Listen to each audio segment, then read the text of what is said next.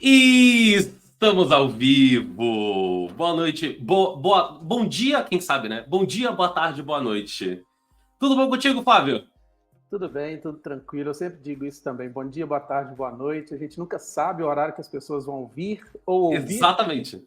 Exatamente. Aqui, pelo menos aqui a gente já tem Brasil, que é à tarde, às 4 da tarde. Já temos Portugal, que é 8 da noite. Quem sabe alguém tá. Deixa eu pensar. Alguém tá na Austrália? Na Austrália dessa madrugada agora, né? Talvez no Quem sabe alguém Japão. tá. Quem sabe tá no Japão ou nos Estados Unidos, lá para Oeste, né? A gente nunca sabe. Então a gente dá bom dia, boa tarde, boa noite, todos aqui presentes. Então, bom dia, boa tarde, boa noite, todos aqui presentes agora nessa nossa quinta-feira. Mais um IT Chats. Mais um espaço em que a gente conversa aqui com a nossa comunidade, em que a gente troca experiências e convidamos pessoas para trocar um pouco dos conhecimentos e dos ensinamentos que tem, né? O Alex aí, o Alex Ellis, que em geral é quem está aqui no palco, né? Mas o Alex Ellis hoje está na coxia, está assistindo da plateia. Alex, boa noite. Boa noite, Alex. Catarina também trabalha com a gente. Boa noite, pessoal. Boa noite, Cata. Silvino, que sempre está aqui presente nas nossas lives. Boa noite, estimado Alex Ellis, olha só. Estimado. Alex já é uma.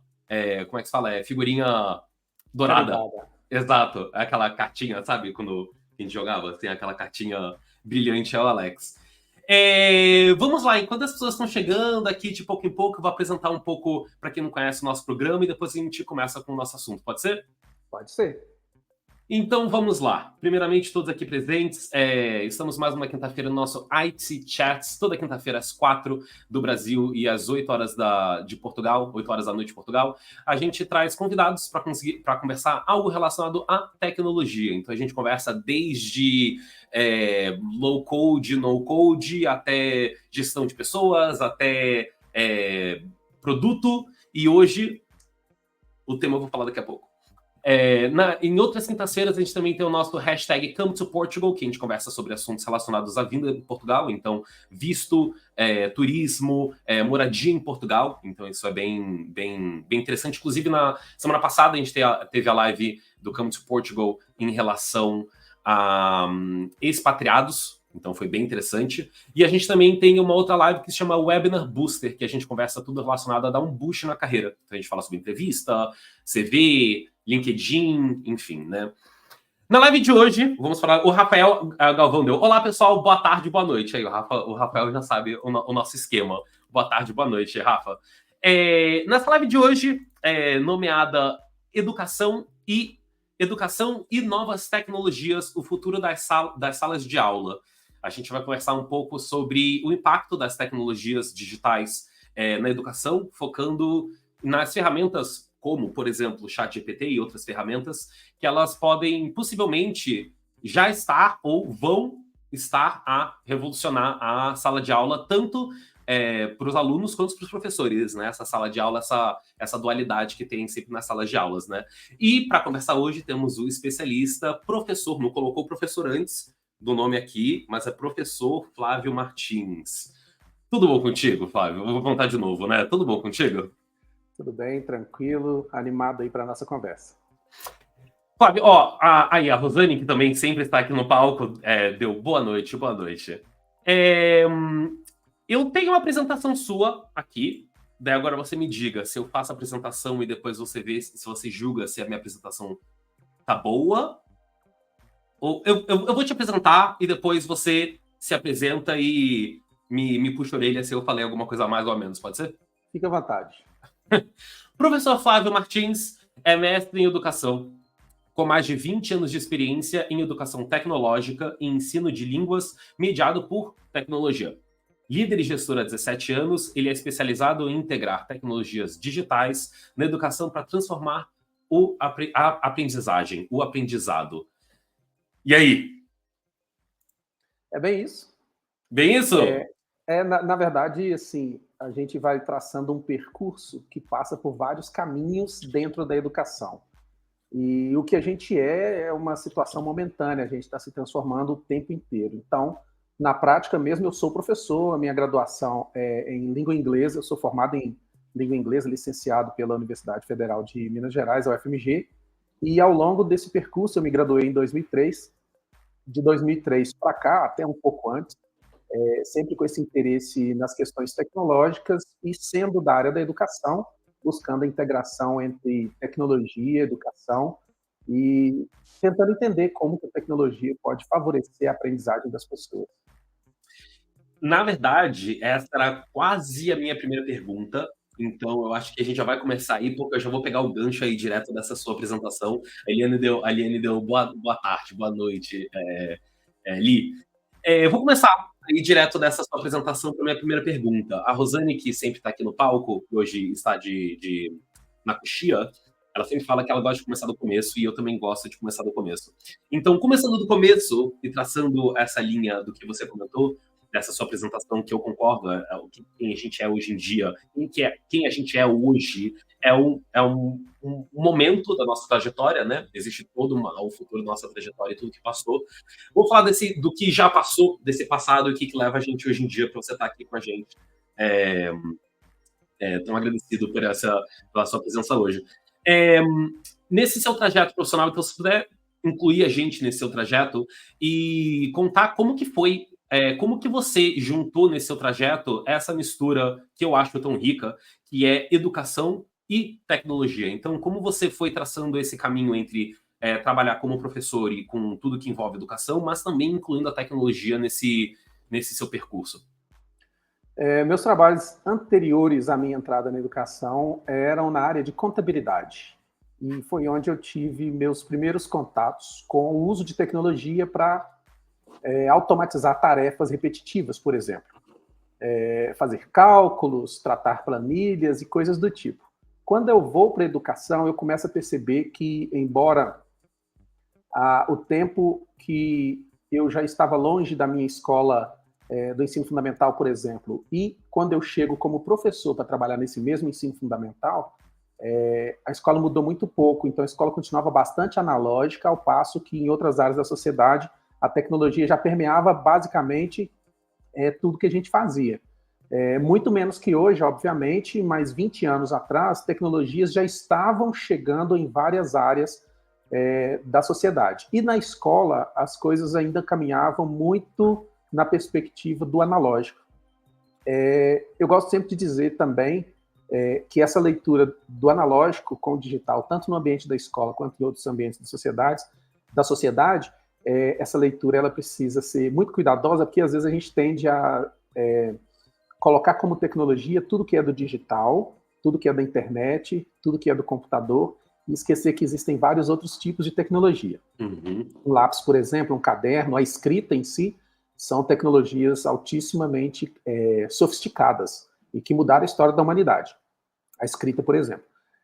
Mas quando eu digo que a escola estava numa vertente analógica ainda do modo de fazer a educação, eu me refiro exclusivamente na comparação com a internet, com o uso de computador, com o uso de recursos digitais na educação. E era muito distante. Então, eu fui percebendo ao longo do tempo que havia várias coisas que eu sabia fazer com o uso de tecnologia digital e que poderia ter aplicação no ambiente escolar, seja na parte da gestão, seja na parte da sala de aula mesmo, ou mesmo da aprendizagem por parte dos estudantes. E eu começo a fazer experimentos, eu começo a tentar encontrar situações comuns nas quais eu pudesse tirar proveito das facilidades que a tecnologia digital traz, de modo que não apenas a maneira do meu estudante, do meu aluno aprender fosse melhor, mas também que a minha maneira de trabalhar ficasse um pouco mais leve, visto que carga horária de professor normalmente é bastante pesada. Eu vou dizer, incluindo aqui, também contando um pouco da minha trajetória, antes de virar gerente de comunidade da IT Recruiter, então antes de mudar para Portugal, eu fui 7 anos professor. Eu fui professor infantil, fui professor de inglês, fui professor de teatro, fui professor de artes, de computação gráfica, então essa conversa até dá um quentinho no coração, assim, do tipo, saudade da sala de aula, assim, eu venho sentindo isso nos últimos meses, uma saudade, assim. Eu não tenho certeza se é saudade da sala de aula ou é saudade da interação com os alunos, que eu sempre achei uma coisa muito especial. Assim, uma coisa que para mim sempre foi muito sempre me foi muito querida, assim, né? Sempre acordava 7 horas da manhã animado, porque eu queria encontrar as crianças, eu queria trocar com elas, enfim. Então é um assunto que para mim, né, dá esse quentinho, né? Mas o Joamir o Joamir Leite também deu boa tarde. Boa tarde, Joamir.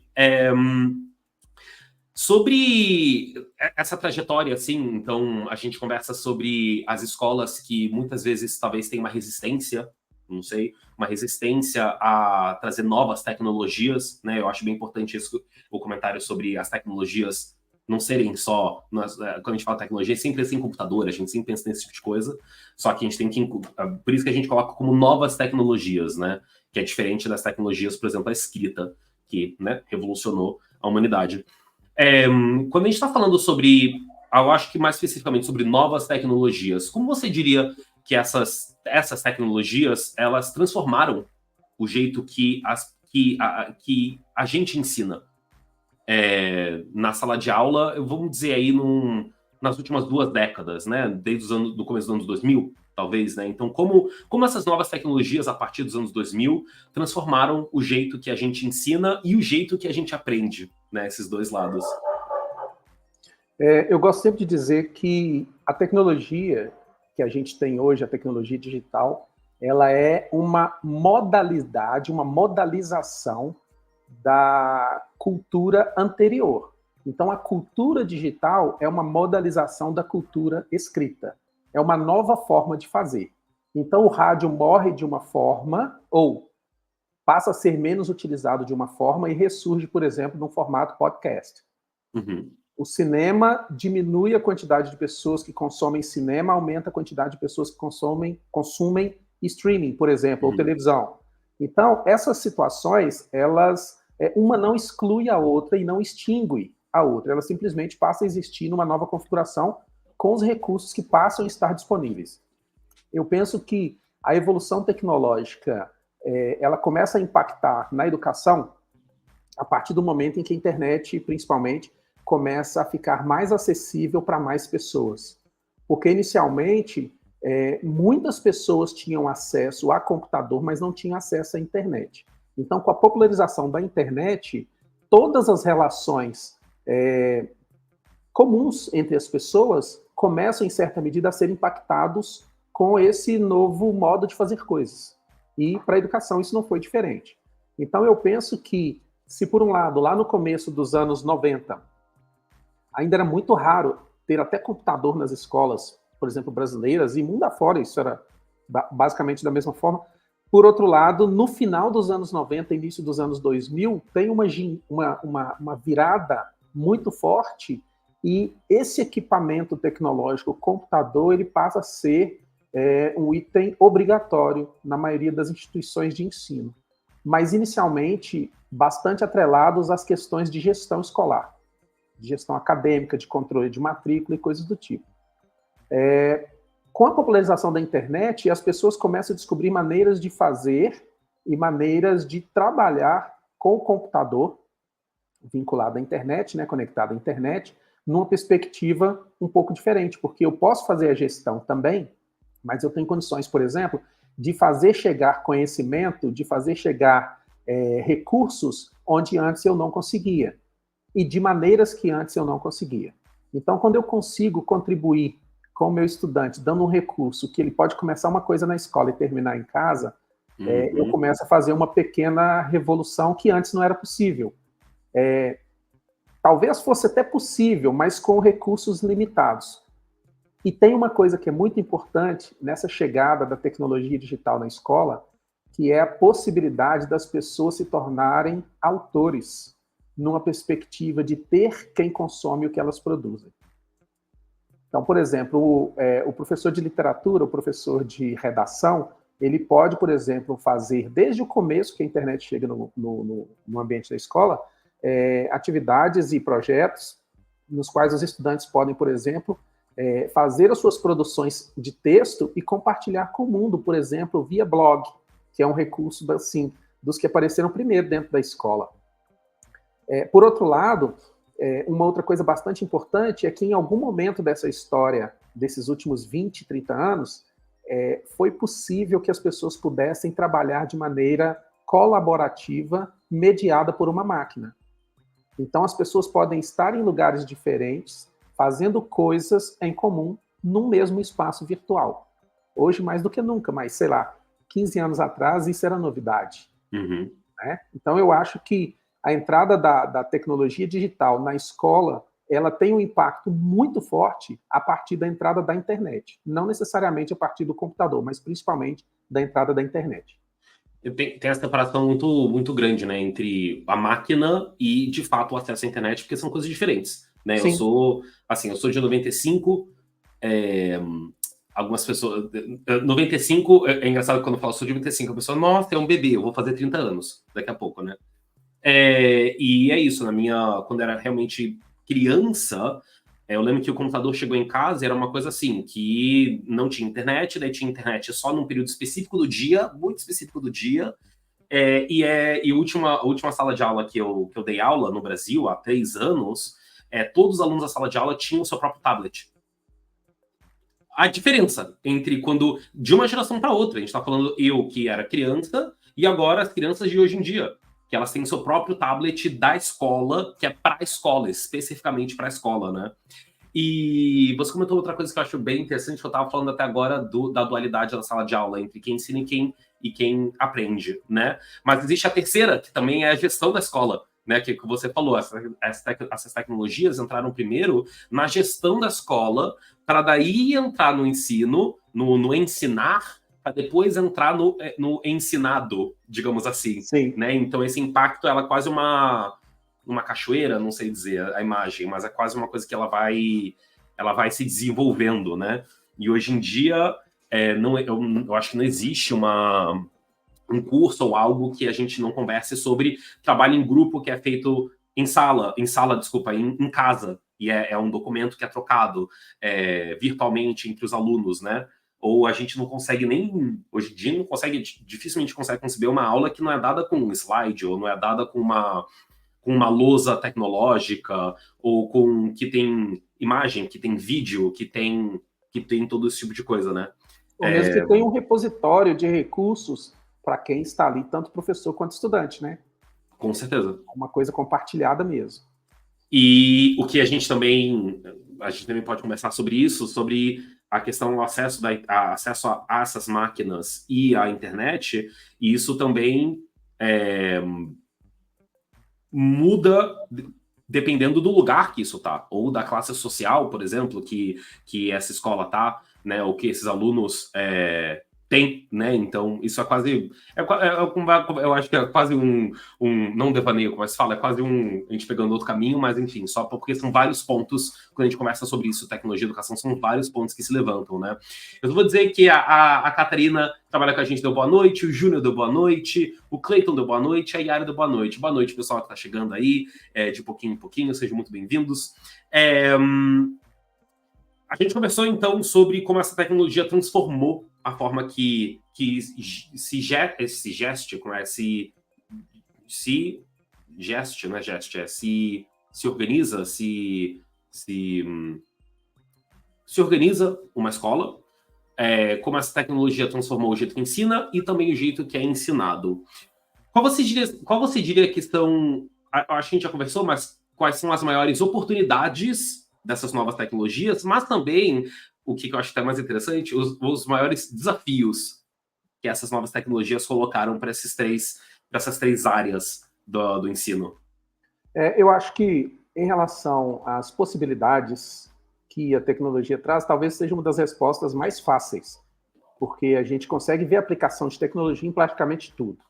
Mas eu penso que, em relação aos desafios, essa realmente é uma questão muito importante que as pessoas têm que levar com bastante seriedade. Tanto as pessoas que têm algum tipo de vinculação com a educação, seja na gestão, seja enquanto professor, enquanto pais de aluno, ou como, por exemplo, as pessoas que pensam as políticas públicas, as pessoas que pensam as leis, e as pessoas que pensam também as questões relacionadas à economia. Você fez um comentário um pouco antes em relação a onde tecnologia chega e para quem tecnologia chega. É muito importante que a gente tenha clareza de entender em relação o mundo em que a gente está vivendo, quais são os acessos que a gente tem, quais são as facilidades que a gente tem e como que isso impacta na nossa mente de não perceber que a gente está numa bolha onde tudo chega para a gente. Uhum.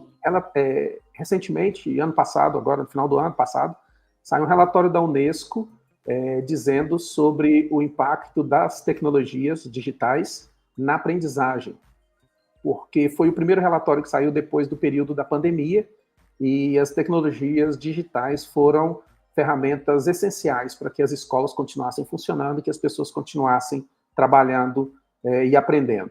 Então, tem um conceito que é bastante útil para a gente pensar essa situação, que é o conceito de justiça tecnológica.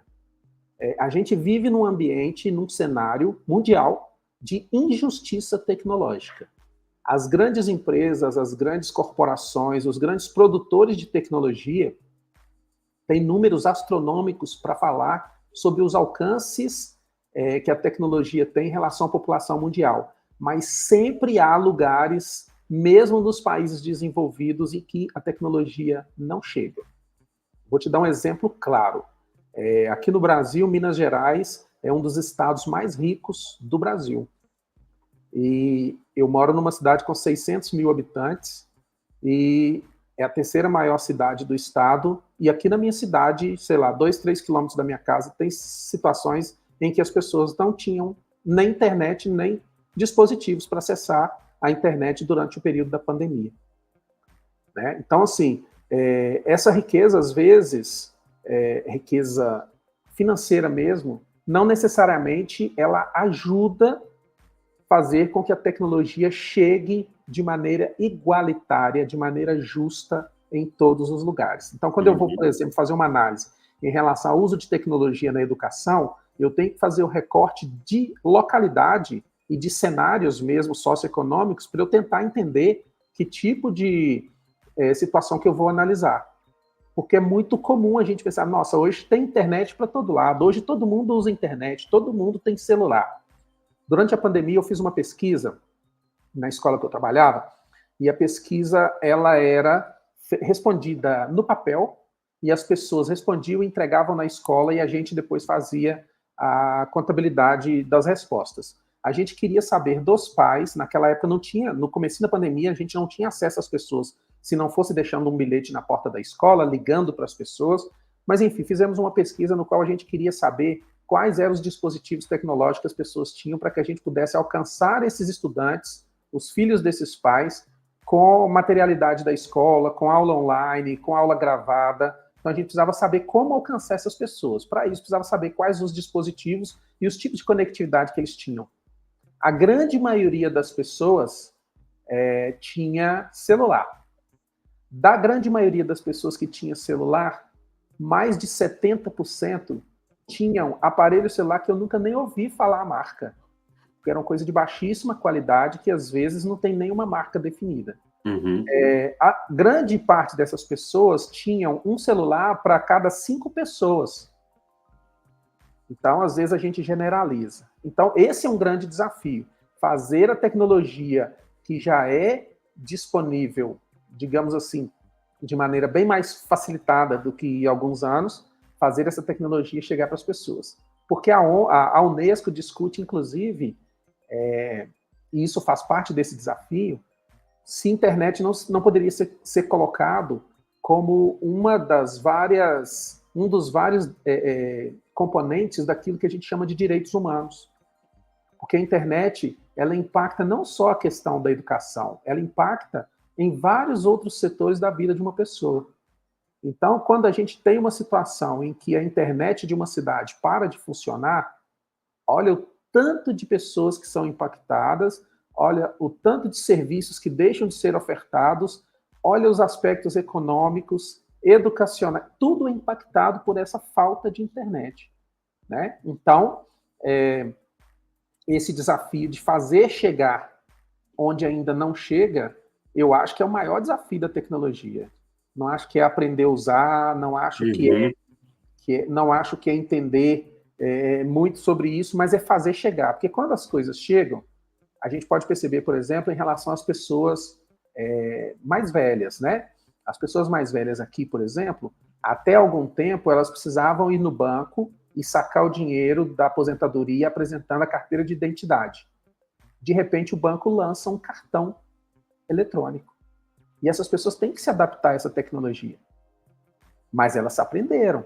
Hoje ninguém fala em voltar ao modo antigo de sacar o dinheiro com a identidade. Agora a gente já está mudando para outras formas de pagamento e as pessoas vão se adaptando. Mas não chega para todo mundo da mesma forma, ao mesmo tempo, com a mesma velocidade, né? Eu tô sorrindo aqui porque eu lembrei do meu avô, quando eu lembro dele com um tablet, meu avô faleceu ano passado, eu lembro dele com o tablet dele e a gente ensinando ele a usar o aplicativo do Banco do Brasil. Eu lembro que no começo era difícil assim, muitas vezes era difícil ele achar onde estava o aplicativo no tablet, começava aí.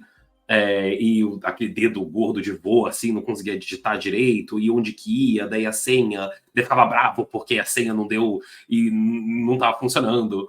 E eu lembro que a última vez que eu visitei ele, ele tinha que fazer alguma coisa, não sei no que, ele, bonitinho, assim, até meio amostrado, assim, pegou assim o tablet, né?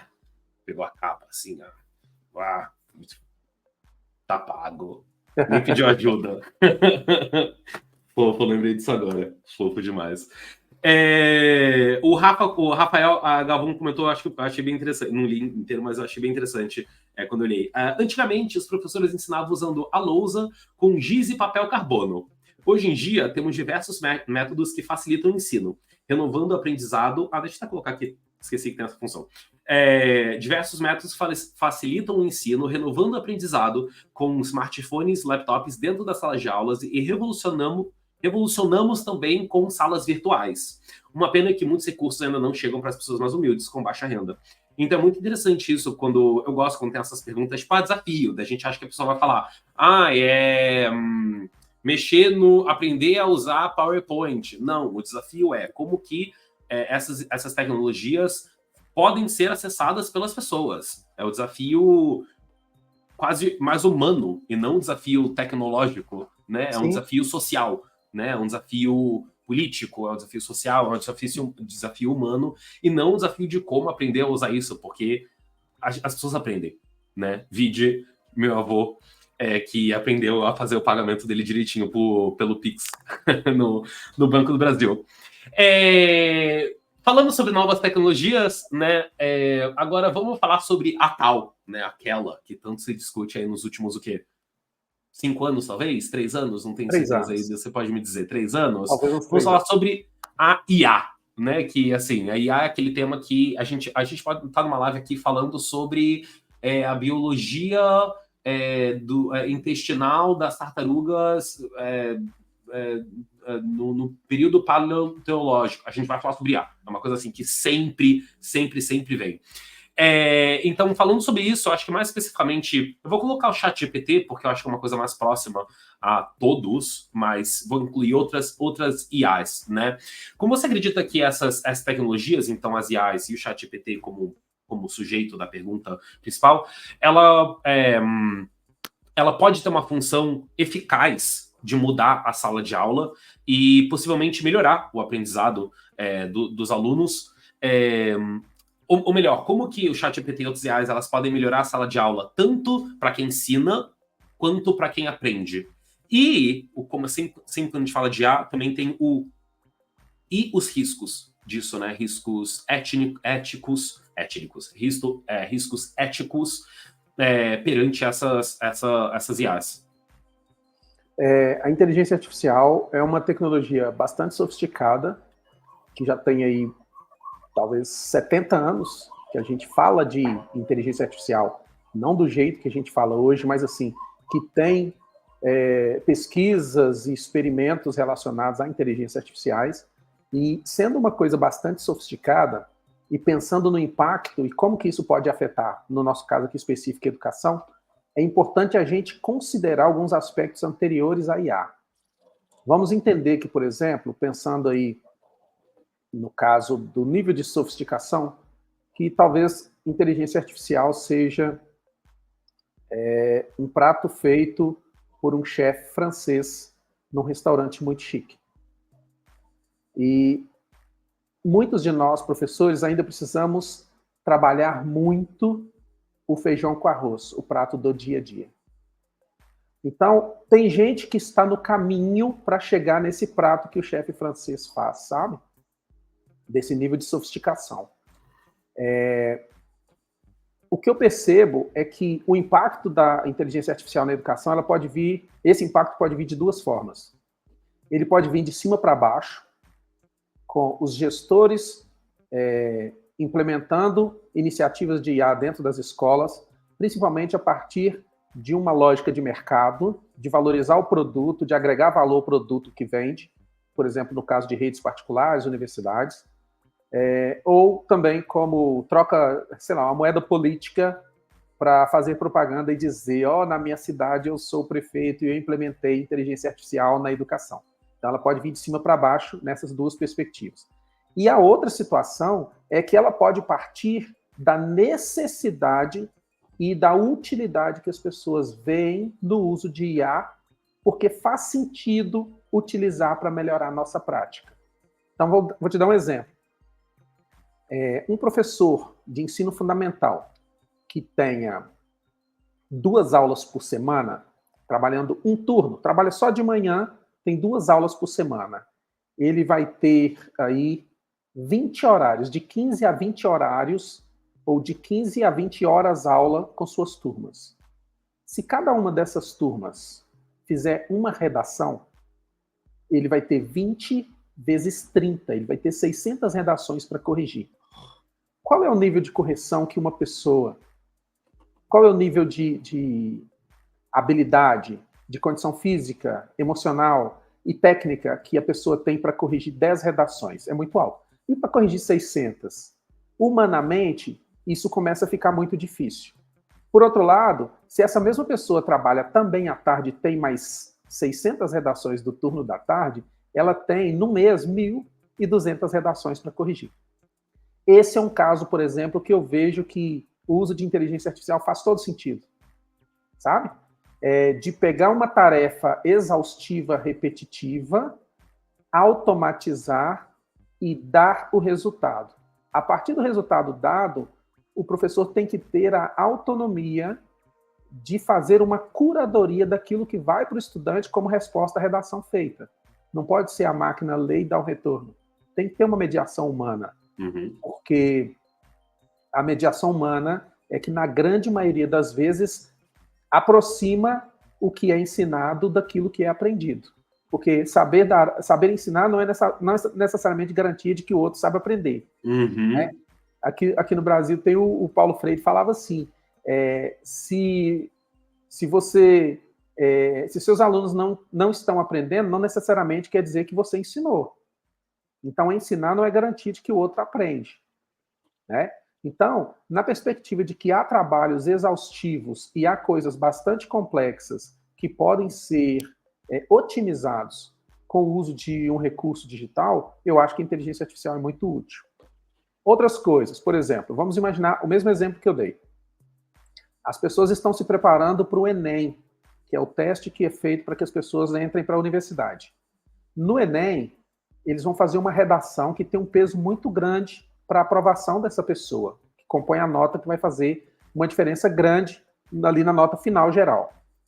Essas pessoas que vão fazer a prova do Enem, elas precisam treinar a redação. Mas você imagina um professor que tem 600 alunos. Como que ele vai corrigir, além das redações do dia a dia, as redações para os meninos que vão fazer o Enem? Sendo que quanto mais o menino treina para fazer essa redação, em tese, melhor resultado ele teria. Claro. Então, nesse caso, a gente pode, por exemplo, ter uma inteligência artificial que analisa uma grande quantidade de redações, identifique padrões de escrita, padrões de erro, padrões de acerto, padrões de estruturas que dão mais ponto na correção da prova, e que essa inteligência artificial gere gráficos e gere relatórios para indicar para quem fez a redação qual é o nível de escrita, de desenvolvimento da escrita que essa pessoa está. Nesse sentido, a inteligência artificial, ela acrescenta muito na educação.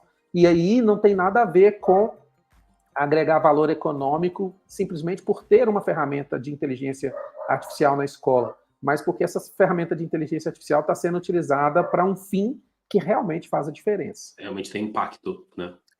E tem várias outras situações. Eu falei aqui da questão da redação, porque é uma coisa que realmente é exaustiva para ser feita essa correção de redação. Mas, por exemplo, vamos pensar nas crianças com deficiência. As crianças que estão participando de um processo de inclusão social e educacional dentro da escola, porque tem algum tipo de deficiência ou porque tem alguma condição de saúde que é diferente dos seus colegas.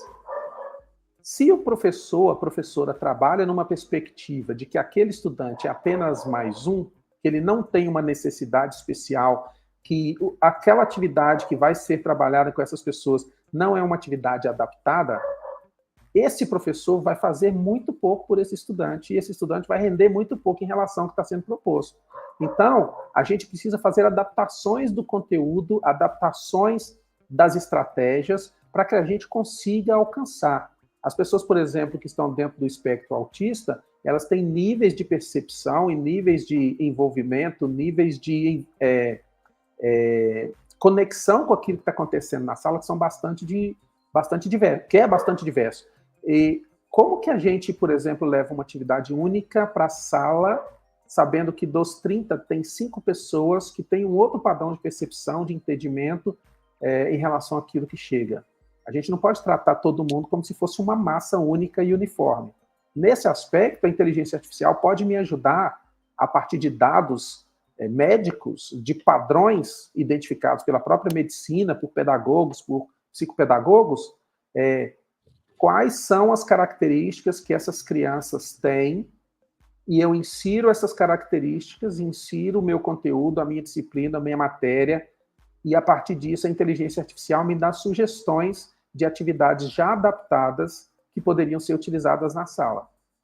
Obviamente que depois essa atividade vai passar por uma revisão do professor da sala, da turma, e essa atividade depois vai para o estudante. Mas é um ganho, porque as pessoas teriam acesso a um material mais adequado de acordo com as suas possibilidades. Uhum. Agora, a segunda parte da pergunta que fica: e esses potenciais riscos que você vê da inteligência artificial na sala de aula? Então, eu já peço desculpa que o meu cachorro está bem um pouquinho agitado aqui. Não se preocupe. Meu cachorro está aqui dormindo do lado, daqui a pouco ele anima. Porque aqui tem uma árvore que fica cheia de morcegos, aqueles morceguinhos que comem fruta. Uhum. Aí eles começam a voar nesse horário do fim da tarde e aí o cachorro fica um pouco agitado. Bom, não se preocupe. Você perguntou em relação aos riscos, né? Aos riscos, sim. Então, eu sou bastante cético em relação a várias coisas. E principalmente em relação àquilo que eu estudo mais. E dentro daquilo que eu tenho lido, dentro daquilo que eu consigo perceber como possível e como factível, eu entendo que várias pessoas pensam, nossa, a inteligência artificial vai dominar o mundo de modo que a Skynet estará dando ordens e a gente terá que obedecer a um robô para tomar... nós não vamos mais tomar nossas próprias decisões, porque a inteligência artificial virará um governo central que vai tomar... Eu não acredito nisso. Eu acho que há pequenas situações em que a inteligência artificial dá mais autonomia para a máquina e tira de nós o poder de decisão numa perspectiva de melhora, sabe? Só que o perigo que eu vejo é quando decisões políticas e econômicas deixam de considerar aspectos socioeconômicos. Então, por exemplo, se eu tenho... Vamos pegar aqui um exemplo bem básico. A inteligência artificial vai substituir o professor? Entre meus colegas, vários de nós têm esses questionamentos. Será que a inteligência artificial vai tirar meu emprego? Eu acho que não. Eu acho que o que vai tirar seu emprego é um outro professor que sabe usar a inteligência artificial. A gente sempre fala isso, exatamente o que a gente fala.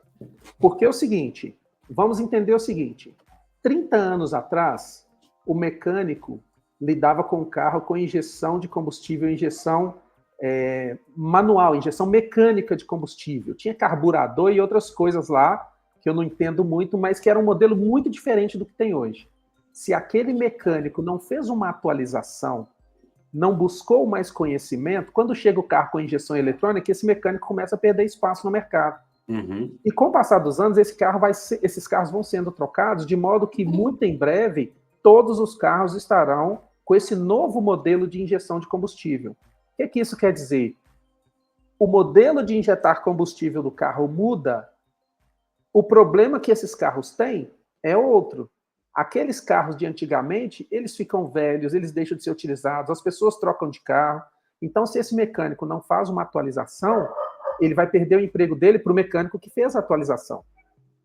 E isso vale para quase tudo, para quase todas as profissões. Esse é um risco das pessoas perderem o emprego porque elas estão menos qualificadas, sabe? E é interessante porque eu tenho 20 anos, 22 anos de profissão. As pessoas que foram responsáveis pela minha formação enquanto professor, elas tiveram uma formação, os formadores dos meus formadores estão provavelmente comecinho da segunda metade do século passado. Então, quem deu aula para os meus professores se formou nas décadas de 50, 60, talvez 70. Meus professores nas décadas de 70, 80, talvez 90. Quantas mudanças essas pessoas foram passando ao longo da vida e tendo que fazer adaptações para chegar no cenário que a gente tem hoje? Então, o tipo de formação que eu tenho hoje, ele está preparando os meninos, as meninas nas escolas para coisas que a gente não sabe ainda direito o que vai ser. Não tem como, por exemplo, eu falar assim, ô Vitor, eu vou te preparar aqui nessa escola, coloca seu filho aqui nessa escola, porque nessa escola nós vamos preparar seus filhos para a profissão de astronauta, que vai ser a profissão do futuro. É impossível fazer uma afirmação dessa, porque talvez as habilidades que o astronauta precisa ter, talvez essas habilidades sejam necessárias a várias profissões que teremos no futuro, mas não necessariamente vai ter astronauta. Estou fazendo um exemplo assim, ridículo, para ilustrar a situação. Então, a gente tem que focar muito mais na questão da preparação para as habilidades e competências do que necessariamente para uma coisa específica. Nessa perspectiva, quem não consegue fazer isso, pensando no nosso caso aqui, professores, a gente vai ficando pelo caminho. Um outro perigo que eu vejo também é de as pessoas delegarem para a inteligência artificial coisas que são única e exclusivamente da competência e da relação humana, sabe? Por exemplo, na educação infantil, nos anos iniciais da educação, no ensino fundamental, a presença da professora, a presença daquela pessoa ali no dia a dia que conversa, que dá um carinho, que orienta, que chama atenção, que mostra caminho, que pega pela mão, isso não pode ser substituído por uma inteligência artificial, né? Não pode. Porque se for substituído pela inteligência artificial, nós estaremos tirando das crianças uma parte do desenvolvimento cognitivo delas que tem muito a ver com o entendimento de como as relações humanas se desenvolvem. Da relação humana dessa criança com a outra criança, dessa criança com a professora, da professora com a criança. Isso é muito importante. Da criança com ela mesma? Sim. Todas essas coisas que envolvem o desenvolvimento cognitivo das crianças nos anos iniciais, tudo isso não pode ser delegado para uma máquina. Né? Certíssimo. Outros perigos que a gente tem envolve também, por exemplo, a questão da confiança cega no que a inteligência artificial produz. A gente precisa entender que o uso da tecnologia pela tecnologia, ou seja, vamos imaginar, eu vou fazer uma aula e na minha aula eu vou usar um recurso tecnológico. Se esse recurso tecnológico não trouxer aprendizado para o conteúdo que eu ensino, não faz sentido eu usar esse recurso tecnológico, porque, caso contrário, eu estou ensinando a usar o recurso tecnológico e não língua inglesa, e não história, e não matemática. Então, eu não posso ter, por exemplo, um recurso que trabalha com equações de segundo grau, por exemplo, na minha aula, se isso não melhorar a aprendizagem de equação de segundo grau pelos meus estudantes, porque senão eu só estou utilizando os meninos a usar a máquina. Então, a educação tem que levar em consideração que o uso de tecnologia não pode ser um fim em si mesmo. A tecnologia tem que ser o recurso para que a aprendizagem aconteça. A aprendizagem é o fim, não o uso da tecnologia. Mais um ponto. Fala. Um outro ponto que é interessante é a questão da curadoria. Tudo que a inteligência artificial produz é legal? Será? Por exemplo, eu escrevi um livro infantil e eu estava fazendo as ilustrações do livro infantil usando inteligência artificial. Eu não consegui nenhuma imagem em que as pessoas da minha história tivessem a mão perfeita. Sim. Tinha mão com 5 dedos, mas eram 2 polegares. Tinha mão com 10 dedos. Era muito louco. Então, assim, tem que ter uma análise de curador mesmo, de verificar a produção disso, porque a máquina não dá conta. Tem coisas que a máquina não dá conta. ChatGPT, a gente costuma dizer que a inteligência artificial generativa, essa que gera imagem, que gera texto, que gera música, por exemplo, ela gera muita coisa e que sem uma curadoria capacitada, essa quantidade de coisas que é gerado contamina o que a gente acha que é o ideal, o que a gente acha que é verdade. Então, por exemplo, o ChatGPT tem o que a gente chama de alucinação. Tem um exemplo bem famoso aqui no Brasil, que é o seguinte, o ChatGPT foi alimentado, o 3.5 foi alimentado com todas as informações que estavam disponíveis grátis na internet até 2021. Beleza. Então, fizeram umas perguntas e botaram o ChatGPT para escrever um texto sobre o Ayrton Senna. E o ChatGPT afirmou que o Ayrton Senna morreu no autódromo de Interlagos. Isso é uma alucinação do ChatGPT.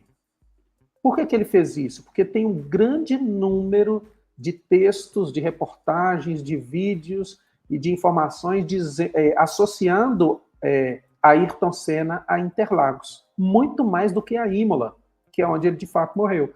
Então, o ChatGPT trabalha com uma ferramenta, com um algoritmo que é muito baseado em dados estatísticos. Estatisticamente, Interlagos está mais atrelado a Ayrton Senna do que estaria o autódromo onde ele de fato morreu. Portanto, como consequência disso, ele alucinou e falou, Ayrton Senna morreu em Interlagos. E aí, para finalizar essa questão dos perigos, tem as questões éticas. E as questões éticas talvez sejam aquelas que mais devem nos trazer preocupação. Eu tenho uma filha de 11 anos, ela estuda no 6º ano, e ontem ela chegou para mim e falou assim, pai, a professora pediu fez um questionário para responder e entregar. E nesse questionário tinha uma pergunta sobre o Fernando Sabino. Eu pesquisei no livro que a gente tinha, eu pesquisei no Google e não encontrei. Aí eu perguntei para o ChatGPT. Tá, e aí o que você fez? Aí eu copiei a resposta do ChatGPT e passei para a professora. Aí eu perguntei para ela, e a professora disse que estava certo? A professora disse que estava certo. Aí eu perguntei para ela, qual era a pergunta? Ela me disse qual era a pergunta. Eu disse para ela, e qual é a resposta que você deu? Aí ela, aquela que o ChatGPT deu. E qual era que o ChatGPT deu? Não sei, eu só copiei. Aquela que eu fiz Ctrl+C, Ctrl+V. Entende? Então não gerou aprendizado. E além disso, isso no 6º ano. Aí agora você pensa, por exemplo, numa etapa maior, assim, considerando, por exemplo, 5, 6 anos de aprendizagem, se a gente permitir que todos os trabalhos que as crianças entregam no ensino fundamental 2, do 6º ao 9º ano, no ensino médio, ou mesmo na faculdade, que todos esses trabalhos sejam gerados com o uso de inteligência artificial nessa perspectiva. Qual é o aprendizado que essas pessoas terão? Que nível de competência e habilidade com os conteúdos, com os conhecimentos essas pessoas vão desenvolver, né? Além das questões relacionadas à direito autoral. O plágio, o copia e cola, o não dar crédito a quem desenvolveu a ideia, não dar crédito a quem produziu o texto, não dar crédito a quem fez de fato aquilo que a pessoa está usando como produção própria. Esse aspecto tem a ver com a questão a importância tem a ver com a questão da aprendizagem, mas também tem a ver com ética. Porque se está na internet, é verdade? Na nossa época a gente falava muito isso, antes da inteligência artificial. Copiei da internet, se está na internet é verdade. Será? Hoje a pergunta talvez mude um pouco. Fiz com o ChatGPT, será que eu fiz mesmo? Sim, completamente. Produzir um texto com o ChatGPT é produzir um texto? Essa é uma ótima pergunta, sim. Completamente. E, inclusive, isso liga muito aqui, né, ao nosso lado da It Recruiter, que a gente sempre fala que a gente tem três bases, né? Três pilares, que é a inteligência artificial, que a gente usa ela nessa leitura de CV e nessa seleção das pessoas, mas a nosso pilar do meio, o que sustenta tudo isso é o toque humano, é o nosso trabalho humano. Então, nada que a gente faz aqui é feito unicamente pela IA. A IA, ela tem um trabalho de facilitar essa seleção e essa leitura para a gente, para daí a gente fazer o nosso trabalho da parte humana. Então, a gente sempre fala isso. Aí, o terceiro pilar é a comunidade, que é, por exemplo, a gente está aqui toda quinta-feira trazendo entrevistados aqui para nossa comunidade, né? Então, o toque humano ele parte desde, por exemplo, o Night Recruiter do toque humano junto à nossa IA, até, por exemplo, uma menina aí de 11 anos que fez um texto no ChatGPT e pergunta o que é, o que não é do ChatGPT. Não sei, eu copiei e colei, eu não sei o que realmente foi feito, né? Elvira, tem um negócio bem interessante que é o seguinte, a gente vive num mundo que é muito envolvido, muito contaminado pelas questões do que o mercado dita. Então, se o telefone, o último iPhone é a moda, se o último iPhone é o que o jogador de futebol tem, que a artista de televisão tem, as pessoas querem ter esse iPhone. E às vezes esse iPhone que você tem, ele é exatamente igual que você tinha de 2 anos atrás, só que com um número novo, e eles mudam um pouquinho a coisa na tecnologia para te seduzir. Por que a inteligência artificial seduz novos e velhos? Por que a inteligência artificial seduz o gestor, o professor e o estudante? Na teoria marxista tem um conceito que é bem interessante, que explica por que a gente quer sempre o último iPhone e explica também por que a gente está tão louco com a inteligência artificial. É o chamado fetiche da mercadoria. Sabe? A gente tem um fetiche pelo que é novo. A gente tem um fetiche por aquilo que a gente não tem. E no caso da inteligência artificial especificamente, ainda tem uma outra coisa. A inteligência artificial, ela impacta muito rapidamente, porque ela consegue... E aí eu estou falando da inteligência artificial generativa. Existem outras inteligências artificiais, que às vezes a gente nem dá tanta importância.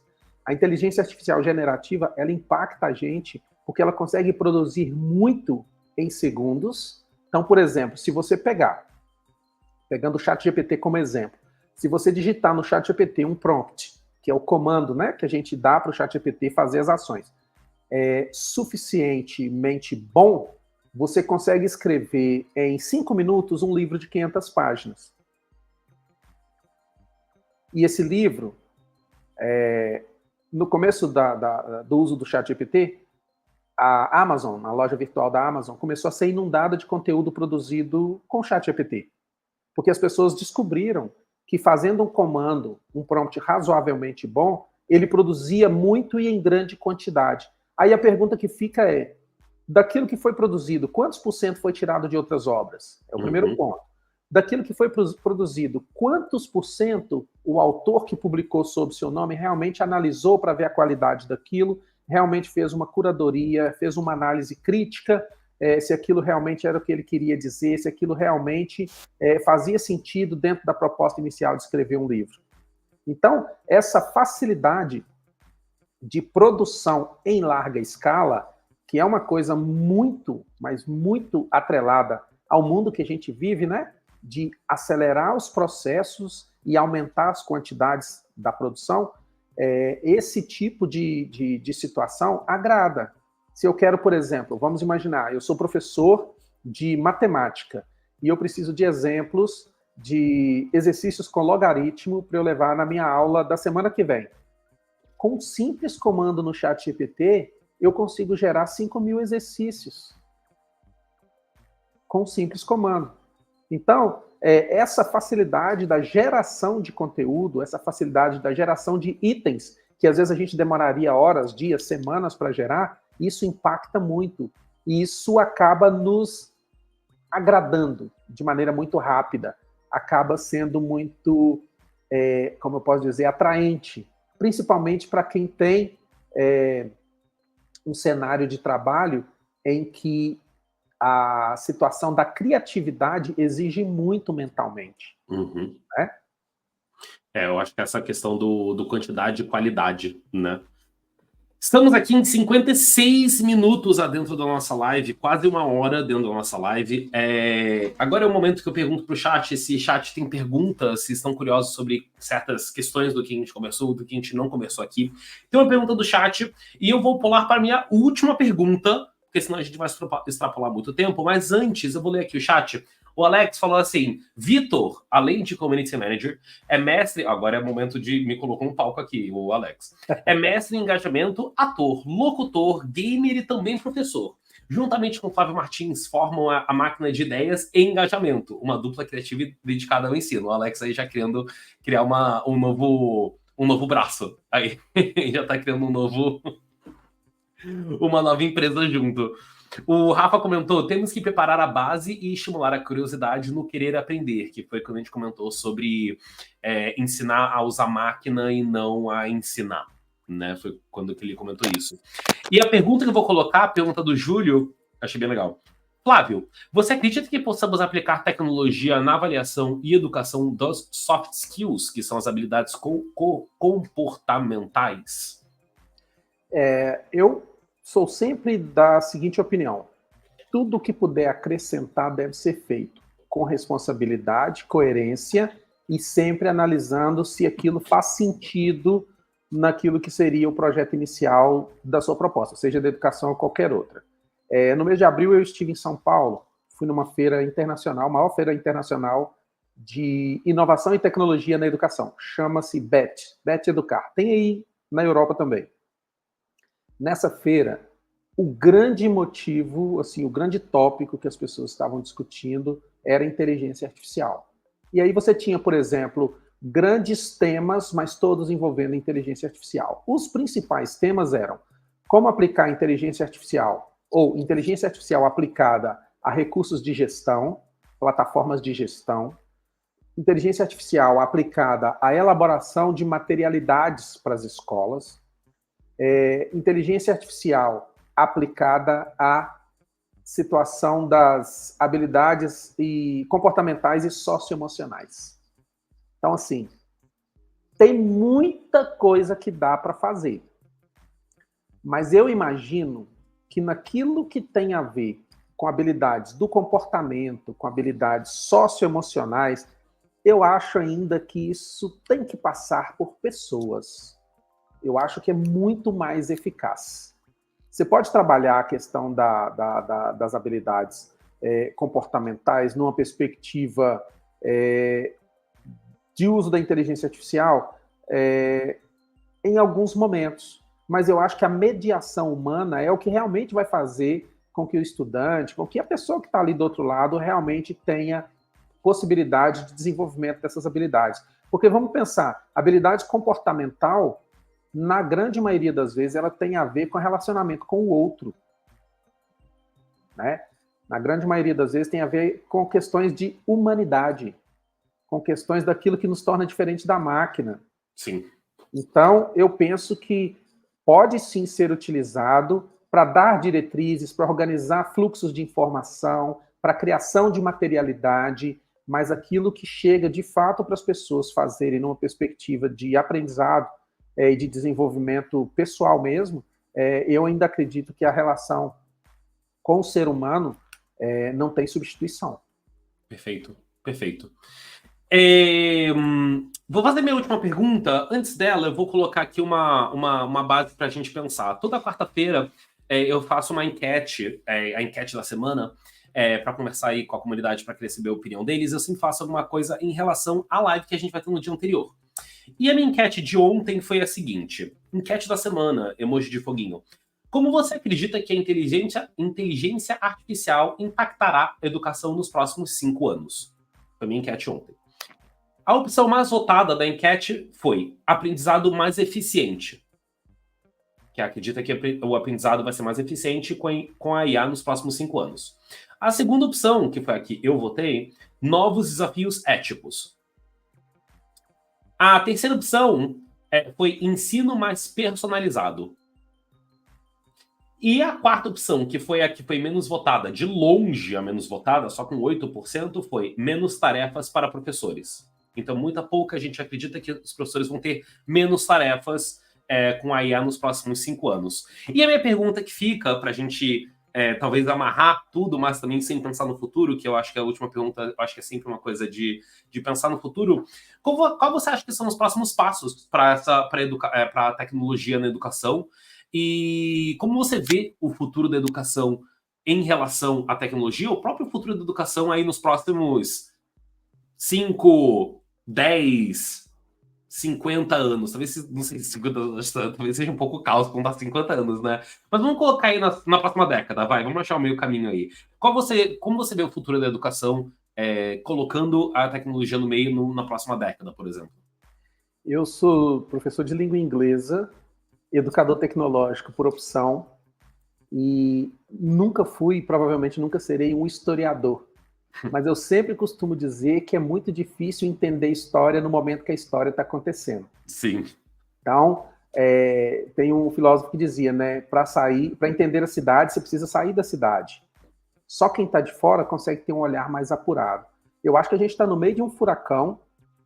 Eu acho que nos próximos 5 a 10 anos estaremos ainda passando por um processo muito grande de transição em relação a um modelo analógico de educação que vem desde o princípio da existência da escola até o começo ali dos anos 2000.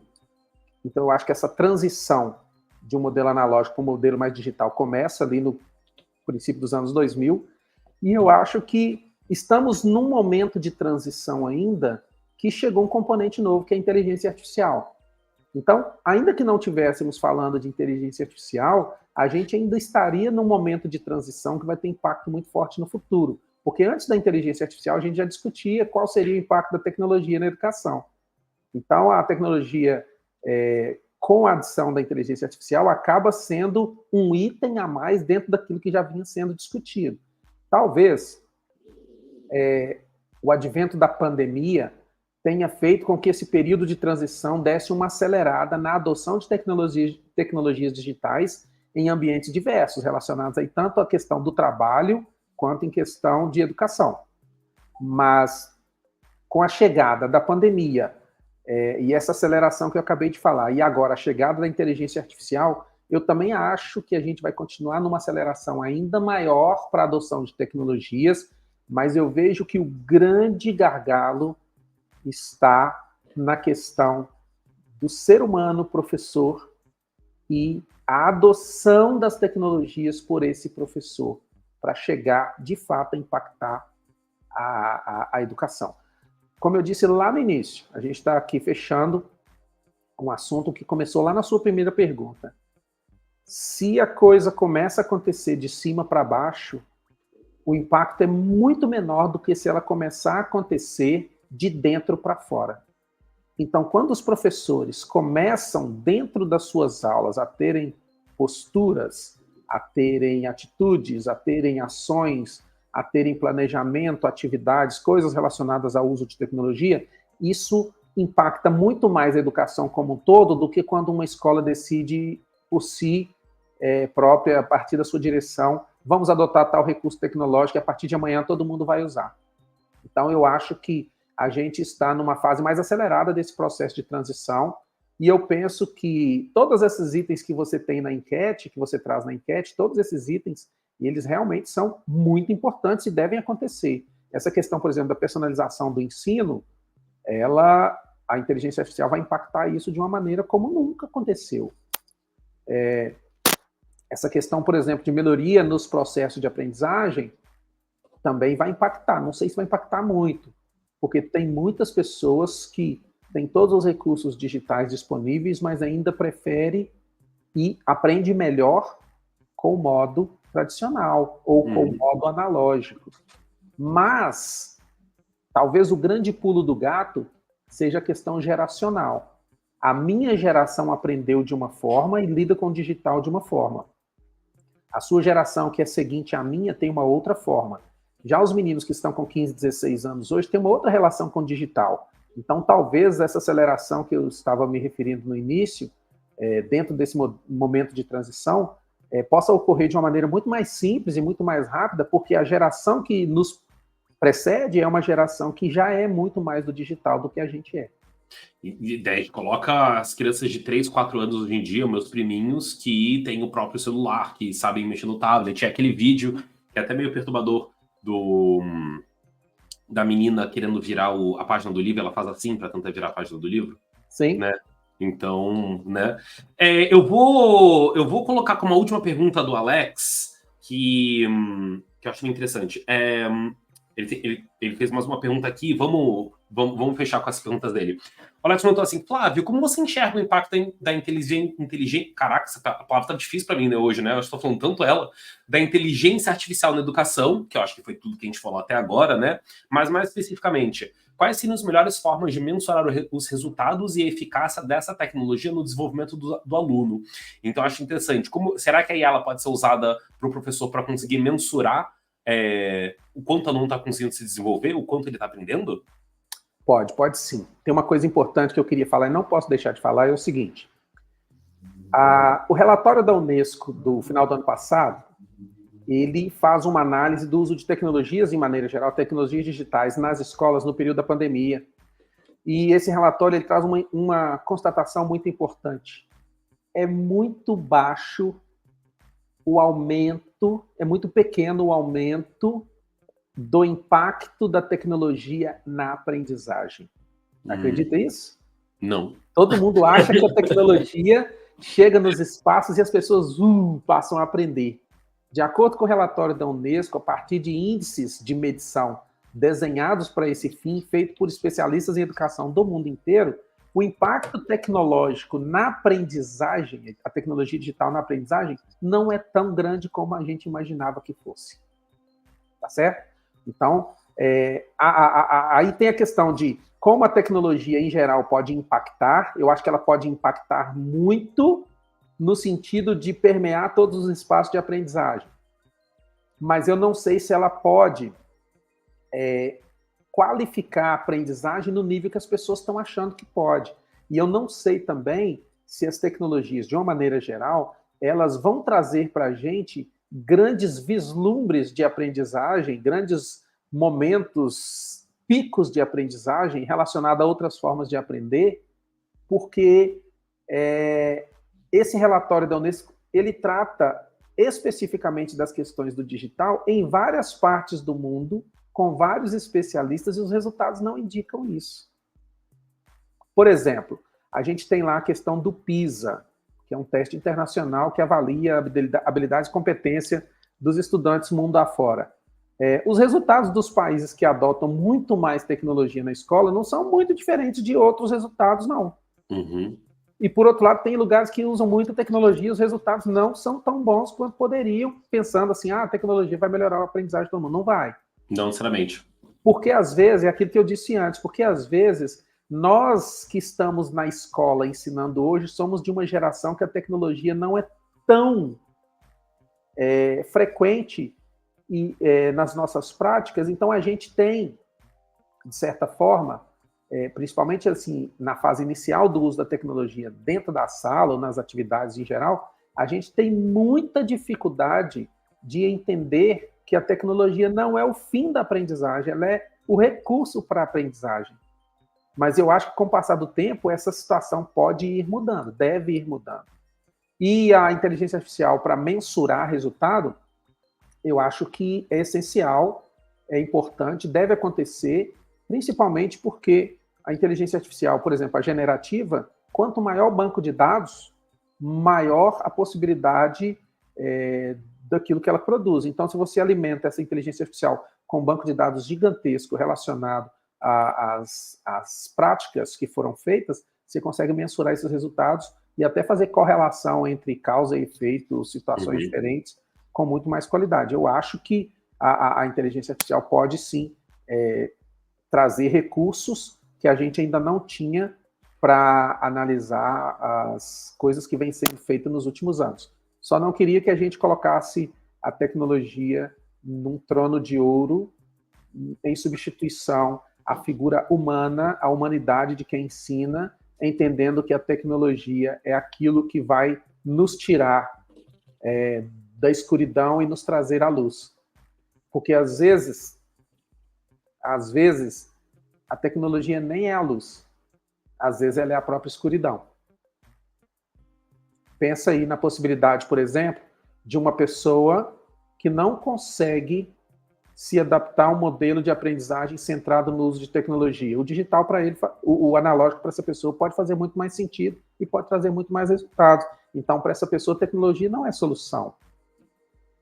E aí, às vezes, a gente homogeneiza a maneira de olhar para o estudante, achando que com tecnologia todo mundo vai aprender e vai aprender melhor e vai aprender igual. Não vai. Somos indivíduos, temos meios de perceber o mundo que são bastante diferentes e são únicos. Então, é bem complicada essa situação de ver a tecnologia como a saída para todas as nossas lamúrias, as nossas lamentações. Eu gosto muito dessa chave de ouro, que a tecnologia está aí e é o nosso papel aprender a usar ela de um jeito ético, de um jeito acessível a todos, mas sem abrir mão da humanidade, que é o ensinar e aprender, né? Demais. É preciso ter um pensamento crítico, né? Uma leitura crítica, bom senso. Imagina uma aula de educação física mediada por tecnologias, mediada por ChatGPT. É muito mais legal jogar bola. É muito mais legal ter ali a competição com o coleguinha. Eu salto mais longe, meu chute é melhor, o seu chute conseguiu fazer o gol, você conseguiu fazer tantos pontos. Como é que a gente, né? Então, assim, tem coisas que o analógico traz resultados muito mais interessantes. Até porque grande parte da nossa aprendizagem acontece também porque conhecimento traz prazer. Uhum. E o prazer é uma sensação humana, né? É uma sensação incrível, humana. Incrível. Professor, é isso. Chegamos aí 1h e 13 da nossa live. Chegamos agora aos finalmente. Eu tenho umas últimas palavras aqui, mas eu vou deixar as últimas palavras para você. Pode ser?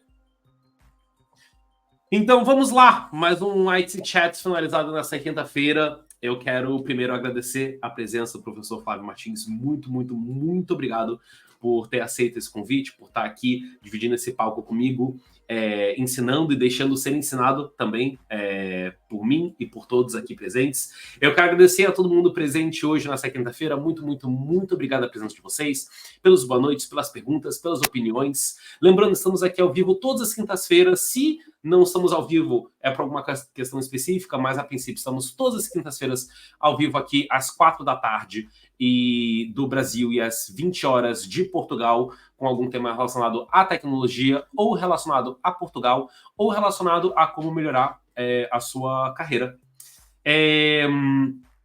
E, por fim, eu vou deixar o palco para o professor Flávio dizer as suas últimas palavras.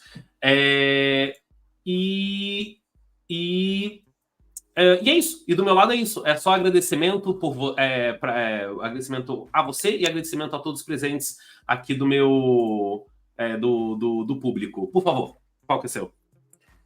Talvez eu tenha soado um pouco pessimista em relação ao uso de tecnologias na educação. Eu acho que não. Mas eu acho que a gente tem que ser coerente com aquilo que a gente pesquisa, com aquilo que a gente vai aprendendo. Com certeza. Por exemplo, eu ofereço com muita frequência cursos de ChatGPT para professores. Por favor, venda, conte pra gente do seu trabalho, diga pra gente que curso você oferece, como que as pessoas podem te encontrar, diga tudo isso para todo mundo que está ouvindo. Meu nome é Flávio Martins, mas o meu Instagram e o meu site, também meu canal do YouTube, Máquina de Ideias, Máquina com K. Nesses espaços eu faço divulgação de atividades relacionadas à aprendizagem de língua inglesa, à educação de uma forma geral e também da vinculação de tecnologias no contexto educacional. E lá eu faço, por exemplo, ofereço cursos de Canva, cursos de ChatGPT, ofereço também consultoria e trabalho relacionado às tecnologias de uma maneira geral. O ChatGPT especificamente é uma demanda que tem surgido pela situação da inteligência artificial atual e eu quis trabalhar com isso porque começaram a pedir muito. Então tem tanto cursos ao vivo quanto cursos gravados. se procurarem na plataforma Simpla, vão achar com tranquilidade. Mas eu vou deixar um endereço aqui com vocês, onde vocês encontram tudo que eu faço, e eu estou sempre atualizando, que é bit.ly. Eu vou colocar no chat privado aqui para o Vitor.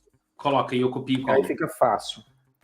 bit.ly/m/máquina.